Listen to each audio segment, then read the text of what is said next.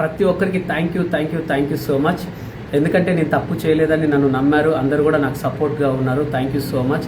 అయితే ఒక చిన్న 2 విషయాలు చెప్దామని వచ్చానండి. ఏంటంటే నిన్నటితో మా విషయం ఇది ఇంతటితో ముగిసిందని అనుకున్నాం, కానీ కాకపోతే కొన్ని యూట్యూబ్ ఛానల్ వాళ్ళు ఇంకా వరలక్ష్మి గారిది నాది ఫొటోస్ పెట్టేసి ఇంకా కూడాను మా మీద అసత్యమైనటువంటి న్యూస్ స్ప్రెడ్ చేస్తున్నారు.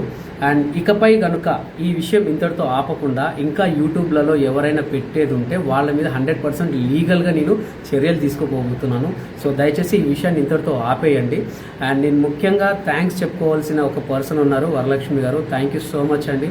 ఎందుకంటే ఒక ఆడపిల్లగా మీకు జరిగినటువంటి అన్యాయాన్ని మీరు వెళ్ళిపుచ్చారు అండ్ మిగతా వారు కొంతమంది దాన్ని బ్యాడ్గా తీసుకున్నారు, కానీ రియల్గా మీరు ఆ రోజు లైవ్లోకి వచ్చి వెంకీ అలా చేయలేదని చెప్పడం నిజంగా మీకు హ్యాట్స్ ఆఫ్ అండి. And thank you so much.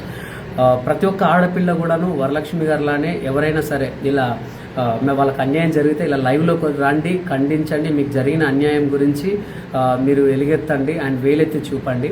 And ఇంకొంతమంది మాత్రం ఇలా అంటే వేరేలా ఒకరు చెప్తే ఇంకోటి అర్థం చేసుకొని దయచేసి ఎట్టి పరిస్థితులలో ఒకరి మీద ఎలిగేషన్స్ చేయకండి.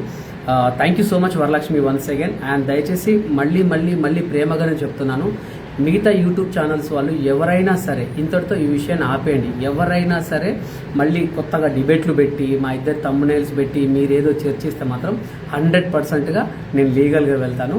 Thank you so much all నాపై ఉన్న మీ ప్రేమకి థ్యాంక్ యూ.